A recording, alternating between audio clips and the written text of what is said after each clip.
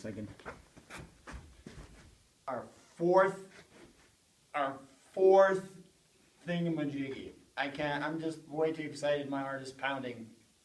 Yeah. Woo! Yeah.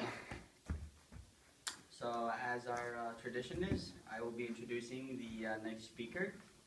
A lot has been said about him, and I'd say he's a very amazing person, very humble, and he's really gone after everything he's pursued with 100%. And if I were to personally describe him in 3 sentences, I would use these 3. He is my best friend, he is my mentor, and he is an inspiration to me. And without further wait, I would like to introduce the next speaker, Alexi Katkogs! Woo!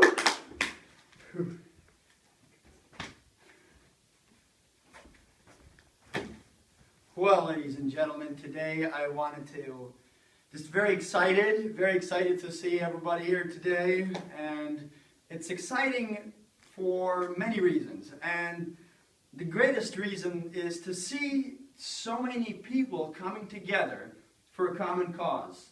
It's interesting that the greater Albany area is fairly huge, but 2 communities that are typically not elevated too much, and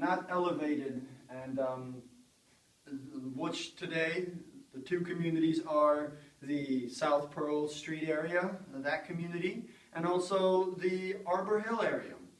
I'd like to thank you for coming out here. And as I was thinking, I'm thinking, why do people come out to things like this? Why have you come out today to hear about the topic of greatness and achievement and getting great things out of life?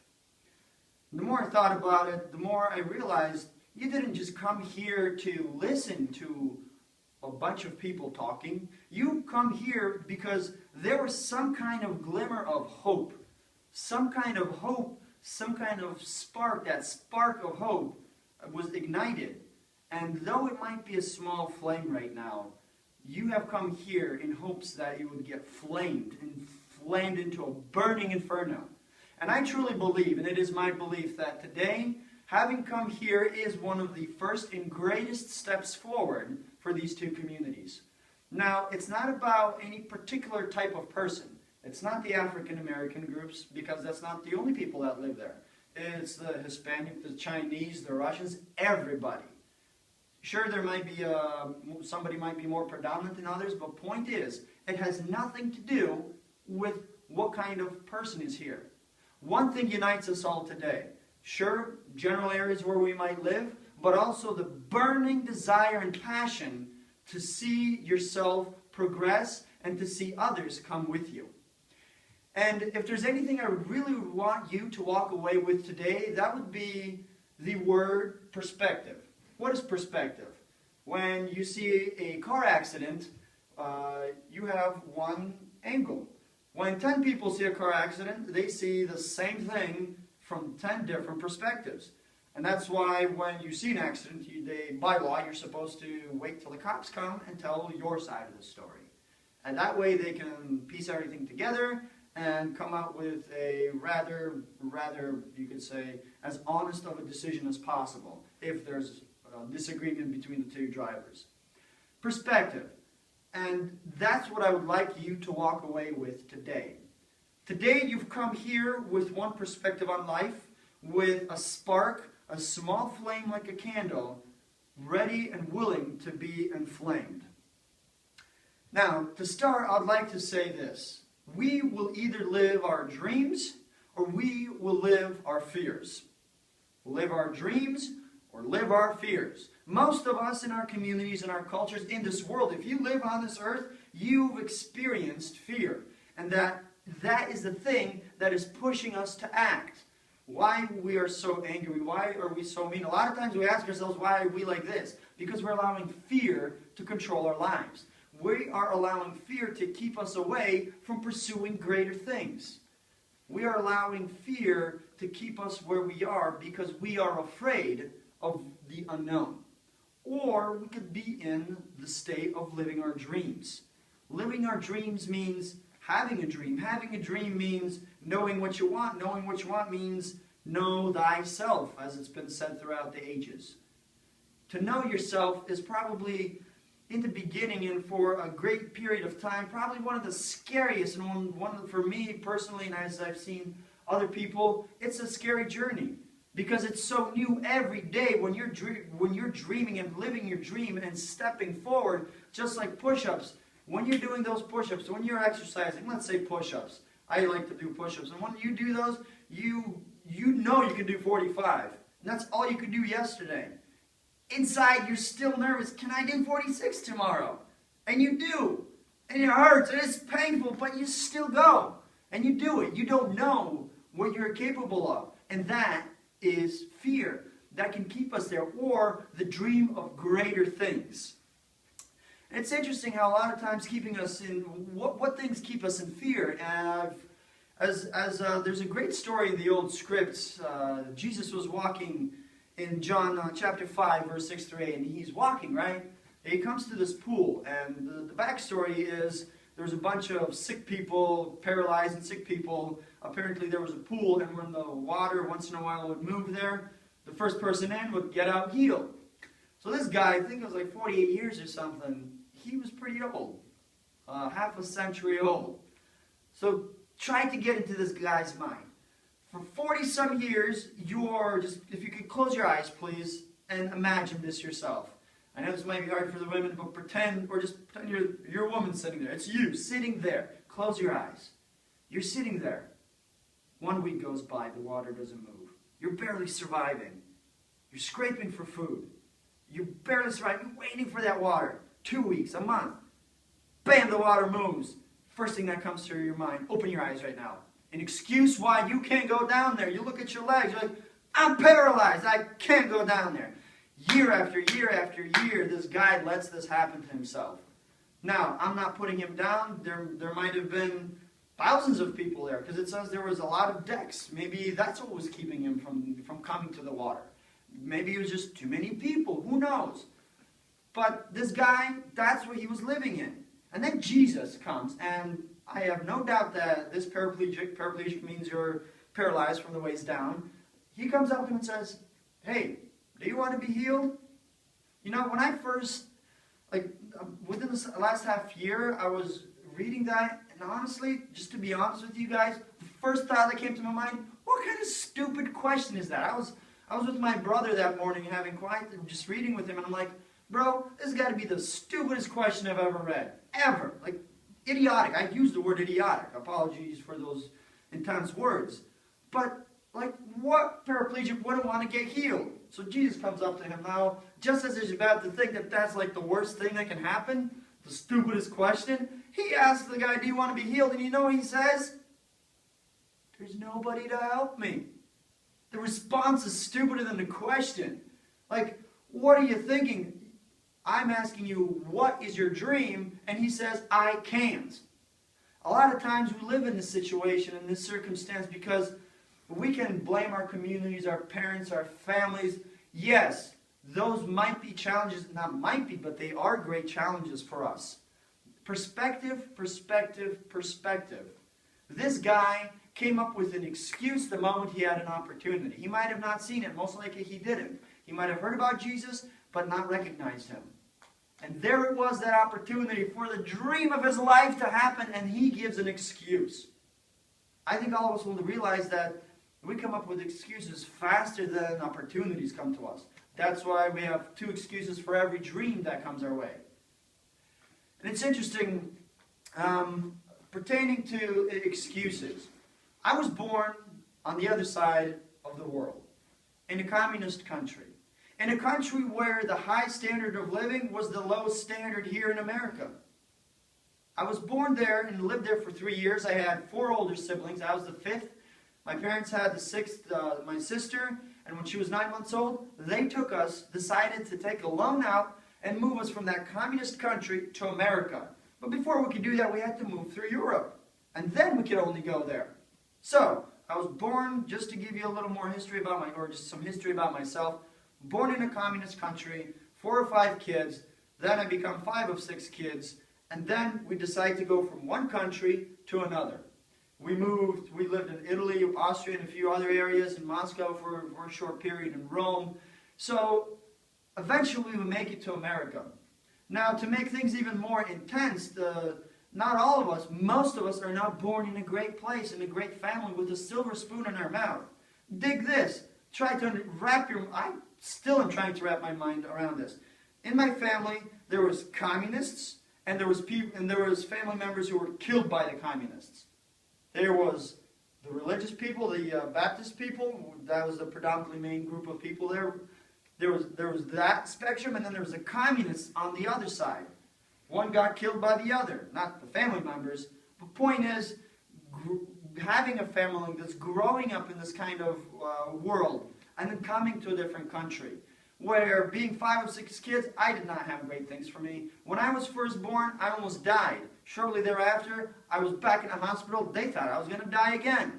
Multiple times again in America. Nothing should be going for me. But here I am today, speaking to you to say that it is possible. Not just because I had no silver spoon. As a child, I was eating glass cups. I was crushing those in my mouth. Maybe that's why I like to talk now, just trying to make up for all the days I cut my tongue up in my mouth. When I was in a hospital, in 9th grade, I had a real bad accident. It was an explosion, and I was in the hospital. For 2 years, I was in and out. I had 9 operations, and I got to meet this one guy, and his name was Tim. And I got to room with him, yes, I roomed with him on 3 separate occasions. He lived in that hospital. This guy had every possible thing you could think could go wrong with a human being did go wrong. His feet grew crooked. Nothing was right in this guy's body. However, I yet to meet somebody who was so excited about life. Oftentimes, we were left alone in our rooms. Our parents and family would be gone, and we would just be there, 2 of us, in one room. I would turn around and talk to him. He'd talk to me. Sometimes it would be out, just on too many painkillers, but then when we were there, we would talk. And I remember clearly many of our conversations were, he was like, man, how bad things are for you. And I'd be like, no, you should have seen this guy in the room. He was about, this is so-and-so was happened to him. And like, I'm good. And then I would tell him, like, hey, Tim, you got it pretty bad. One of the operations, they were literally going to cut his 2 feet off, realign them, and they were completely going to cut them off. And and then they were going to do some stretching his back, something also like with his muscles in the front, with his tendons and his lungs, all in one operation. He still found how to say, well, that guy has it worse. Perspective, perspective, perspective. Why perspective? Life is always teaching us lessons. It doesn't matter where you are today, because where you are, there you have to be, because that's where you and you alone can learn the lesson life is trying to teach you. You could be 5 years old, you could be 50 years old. Sorry, I'm not sure if you're 50 years old, but point is, it doesn't matter what age you are, where you are, become the best at whatever life is giving you. If it's giving you an experience, if it's giving you annoying siblings that are mean and angry, learn how to become the best sibling to them. Only then life can take you to the next step. We can either live in pity of what is and negate what can be. We can completely negate what can be in our lives because we're too busy throwing pity parties for ourselves. Most of us should not succeed in life, at least we don't have much. And that's fine, that's all right. Been there, still there, gonna get out of there. Because there is a dream. Today I'm standing here not because I've succeeded massively, but because I know in the hardest times of your life, the most greatest challenges, not only is there a hope, but there is greatness to be had in what you're doing. It might be small, but it's what you do in the silence of your room. Those push-ups, those running, those writing, reading, learning, studying, memorizing. It's the things you do in the silence of your room. Eventually the world will see very loudly. There will be days, and it's when we start pursuing our dreams, when you do start, and it is my passion to start instilling into every one of you to realize you do have a dream. Not only is it all right to dream, but you have to dream. Have to continue dreaming. Figure it out. What is it that you really want to accomplish next? And go for it with everything you got. There will be days when you will be sitting there. I was supposed to meet with this person and they did it. You'll be like, why? There will be times when you will get into accidents. You'll have explosions and land in the hospitals. And you'll ask yourself, why? You'll get into car accidents and wonder, why? You might be a spouse and your spouse leaves and you'll be asking yourself, why? Not too long ago, I had the most, at one point in my life, I remember, within 1 week, the greatest, most incredible challenge within 6-day period. And at the end of that week, well, halfway through the week, I got in my car and I decided to drive 100 miles into one direction to just relax, to just get away. And I got in the car and for the first time in my life, I yelled at the top of my lungs, why? And then right away, it's like, don't ask why, Alex. Ask what? What are you learning? Why? Only God knows why. If you believe in a God, only He knows why. Why? It doesn't matter why. The point is, what are you learning? Perspective. What are you learning from there? Because that is the very next lesson. That is the very next thing we are to do and to learn and to step ahead. By only asking more questions, will we know what to answer? One of the greatest questions, one of the first most difficult questions to answer and impossible is why. Stop asking why and start asking what. What do I need to do? By asking what, you will find the answers. What am I to learn? You will learn. You will get there eventually. In the beginning, you'll have 1,000,001 questions, but start answering them. Start writing your answers down, your questions and your answers. You know, when you do have that dream, when you finally know what it is that you want to do, and it might take days, weeks, months, or for me, it took years to figure it out. I knew what I wanted to do, but I only found out after 6 years of pursuing. For you, it might be quicker, or it might be longer. It took me 6 years until I answered all my questions, and finally, in doing that, I was able to find out. The suffering of knowing what you will be is great. Only you know what you can become. And then it's in the waiting. The waiting is usually where most of us give up. Because that's when we start asking, why isn't it happening? Why is this happening? And we just get too frustrated, we let go. The suffering of knowing what you will be and not having it happen, perseverance, perspective, know that will be happening to you. It's both beautiful and powerful when courage and faith are found together. It's magical when you see a person know what their dream is, and with faith and with incredible courage, they are going ahead. Regardless, you might have to work 9 in the morning till 9 in the morning, and you'll have 2 seconds worth of personal development time. Take it. Take it for everything you got. Eventually, you'll have more. You'll learn more. You'll become more. And you will be able to realize your dreams step by step. And it's interesting, this one amazing quote to kind of wrap up. It says, what is to give light must endure burning.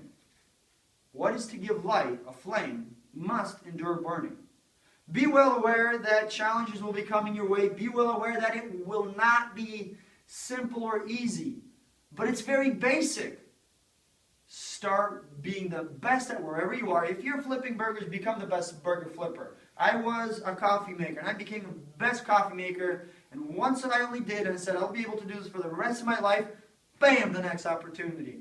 Bam, the next opportunity after that. Then in construction, then in speech. And then here I am today doing what I always really wanted passionately to be doing. Challenges will be great. Change your perspective and you will change your life. I just wanted to encourage you that the two communities that are coming together are so powerful. You guys are powerful beyond measure. And as I read once, a great poem, it is not it's not what we cannot do, but, hold on a second, sorry, it's, our greatest fear is not what we cannot do, but our greatest, sorry, I'm blanking out right now, I should have written it down. Our greatest fear is not in our inadequacies. Our greatest fear is I almost had it. Our greatest fear is not that we're inadequate. Our greatest fear is that we are powerful beyond all measure. Ooh, sorry about that. And you see, you forget sometimes. Not everything is going to be perfect. You just experienced it right now. Just keep on keeping on. You just saw it. This is how it's going to be. Eventually, you say it long enough and loud enough, you will find it and you will become. Perspective, change your perspective, and eventually our communities will become the next Loudanvilles, because you are the next people. You are the generation that is about to stand up and do things. It's in you, and I know because only you can do what you can do. Be bold and be courageous. And that being said, I'd like to introduce to you the next speaker. The next speaker has been a huge impact in my life. He's done, in the last, I've known him my whole life, and since I was 13, I remember seeing him for the first time. Cool kid. But now I've seen him go through a lot of things in life. But what's been very magical for me is to see the transformation from where he was to where he is, and where he wants to go and what he wants to do. He's been one of the greater impacts in my life, in life example, in the willingness to pursue, to learn, and to become. And so without further ado, I'd like to introduce to you Slim Jim Tony. Thank you. So it's a pleasure to be here. It's kind of crazy how life ends up playing out. It almost feels like magic sometimes. 4 weeks, what was it, 6 weeks now? 6 weeks ago, we set a goal to do 4 speeches. And we're going to do it each sequential weekend, and alternating between Mass and New York. And the first one went fine, the second one went fine. But when the third one rolled around, we hit some little turbulence, had to do some reanalysis, but it was much needed, and it was very beneficial in the end, but still threw on an emotional roller coaster. Eventually, we ended up getting the third speech done, and as I stand to give my last fourth speech for what we agreed on, it's a surreal feeling, and the feeling is come from the fact that I didn't know exactly how this would benefit me, but I knew that if I pursued my dreams and my goals, life's just going to work out its magic. That's not for me to worry about. So today, what I wanted to share with you is, if you give it a general idea or a topic, it'd be to take your life back in your own hands, or to take the steering wheel on life and go where you want to go, achieve what you want to achieve, and to persevere. Some of the hard things that I experienced, shook me up. I had some turbulent times in my family. Throughout my teenage years, I was under severe depression, to the point where I did not care if I lived, but too much of a coward to pull the trigger on my own life. So I ended up living very recklessly. I drifted here and there. I would do this, do that. I partied when I could. I drank. I smoked. I literally used every opportunity to just not feel anything. And the sad truth is, many of you find yourselves in that same predicament as I was. Life, completely hopeless. You're confused. You're broken. You have absolutely no clue what you want to do. And you're just done. You're done with life. And that's how I was. And I feel your pain. It is a very deep pain.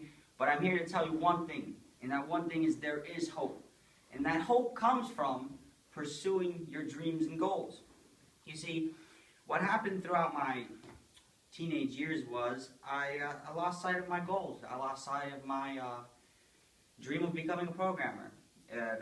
The way it ended up playing out was, it wasn't necessarily, you could say, anyone's fault. It was just people reacted how they saw they should react, and what transpired of that was my hope was destroyed. Entering my teenage years, I was about 13, 14, so a little bit in. My first computer that I had built from scratch. Now, to give you a little background, my family is not rich in any of the sense, so I definitely know what it's not like to be fed with a silver spoon, if you can put it that way.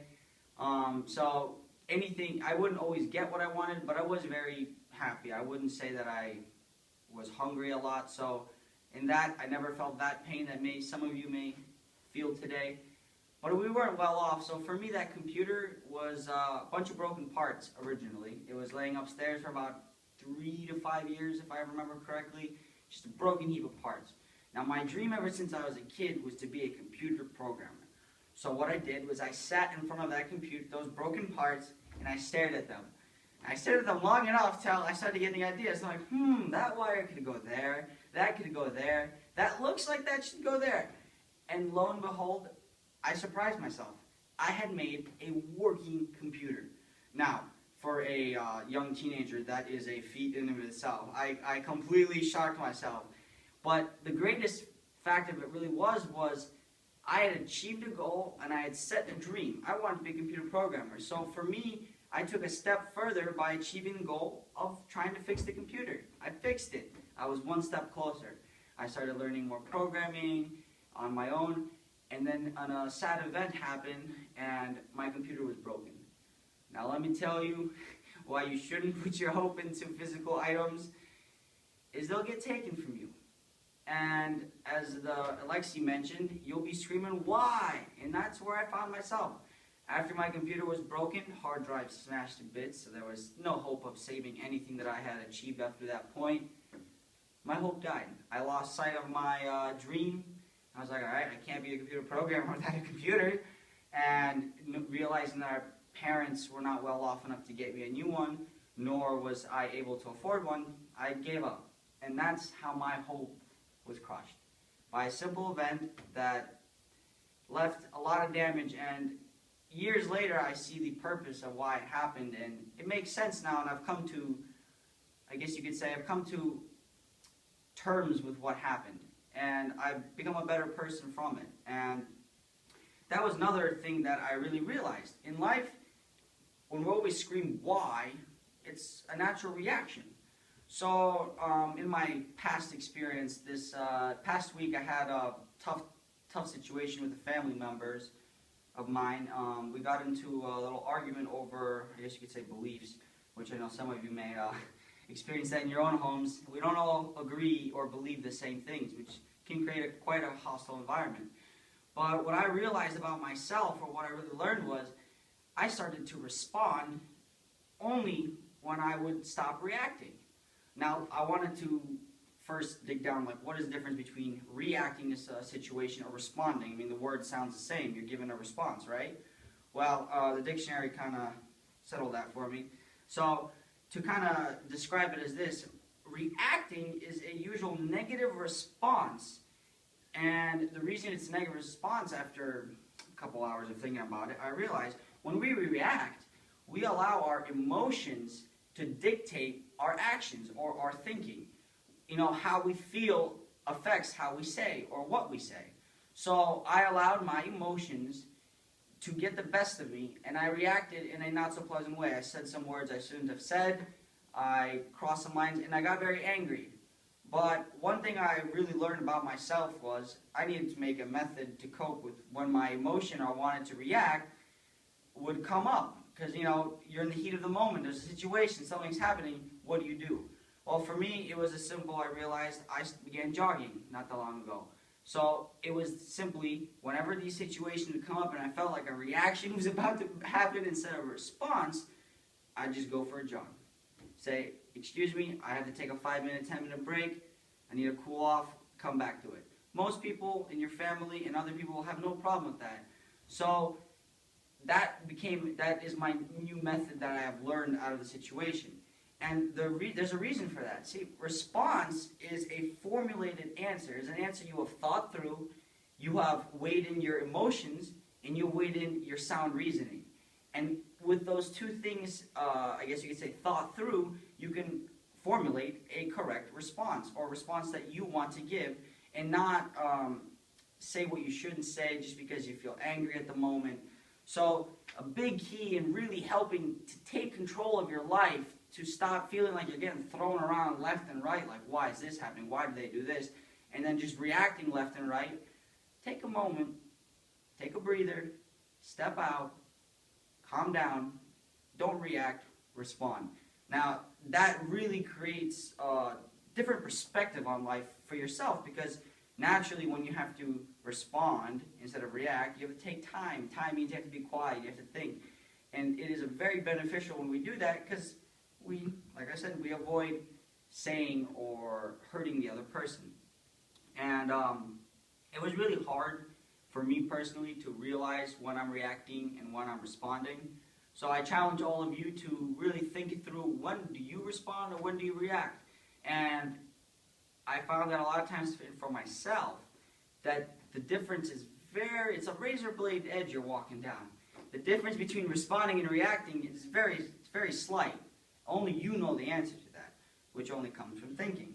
So one second point I would make, if you want to take your life back in your own hands, you got to start thinking.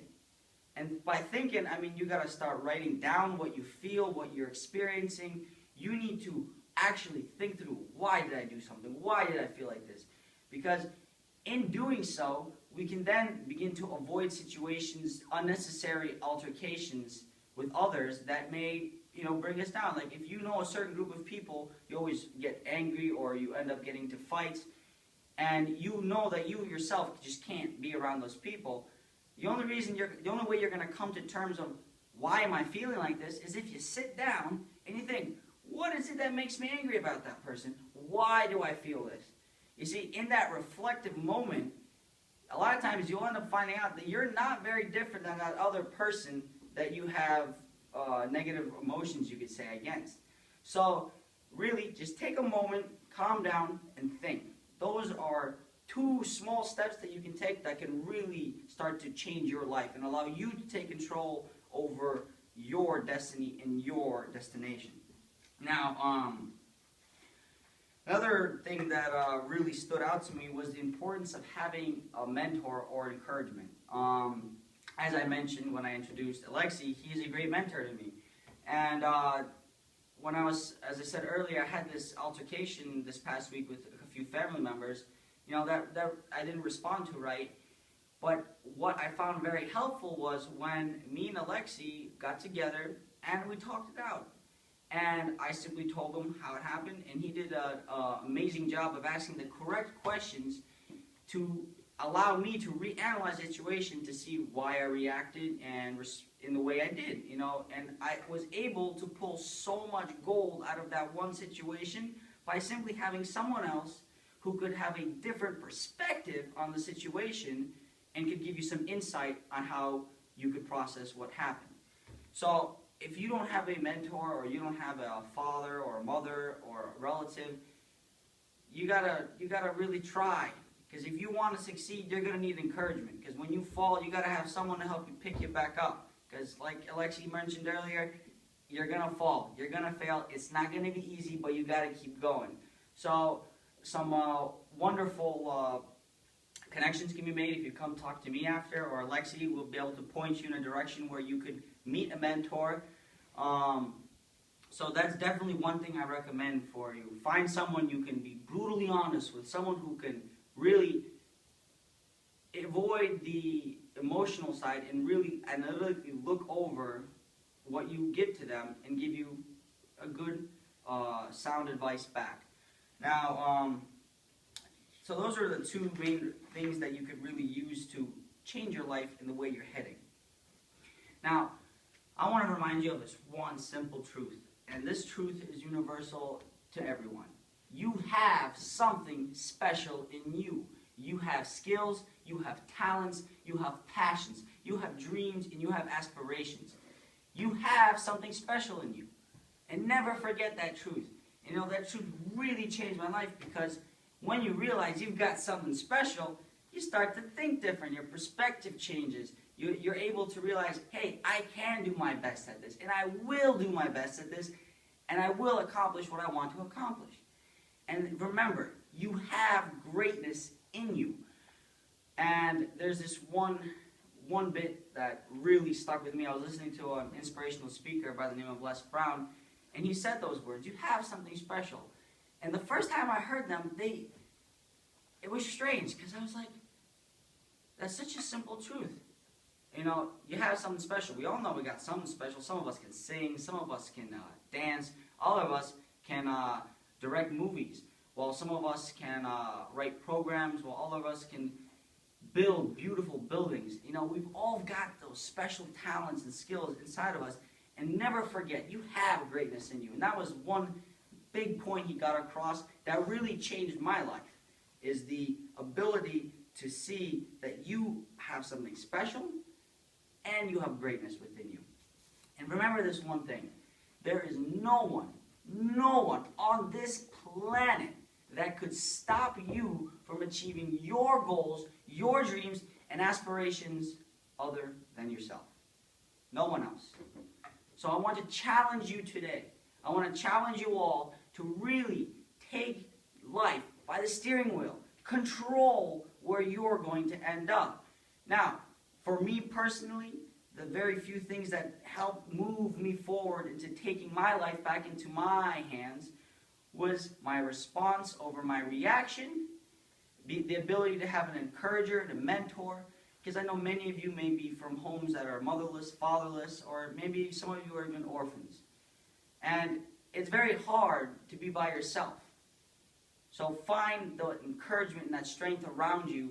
And if you can't find anyone, there is loads of great content and audio and video on YouTube from other motivational speakers. One that I would highly encourage that really helped me personally was Les Brown. He's got hours and hours on there.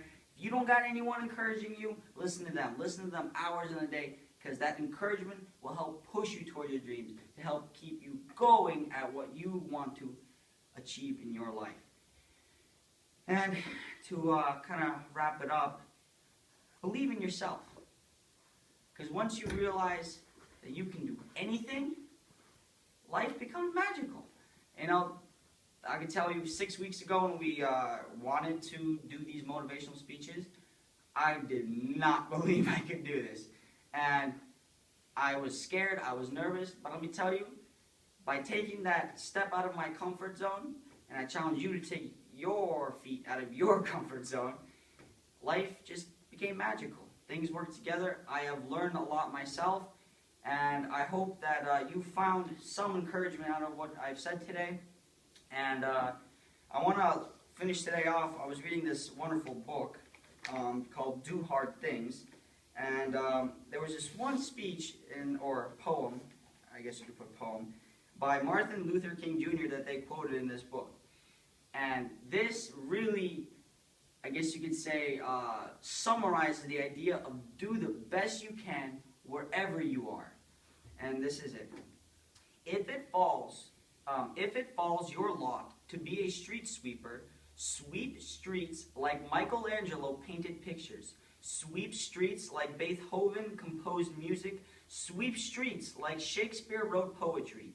Sweep streets so well that all the hosts of heaven and earth will have to pause and say, here lived a great street sweeper who swept his job well. Now I want to challenge you all to be that street sweeper in your own lives. And I thank you for having me here today, and it was an honor and a blessing, and peace to everyone. Woo!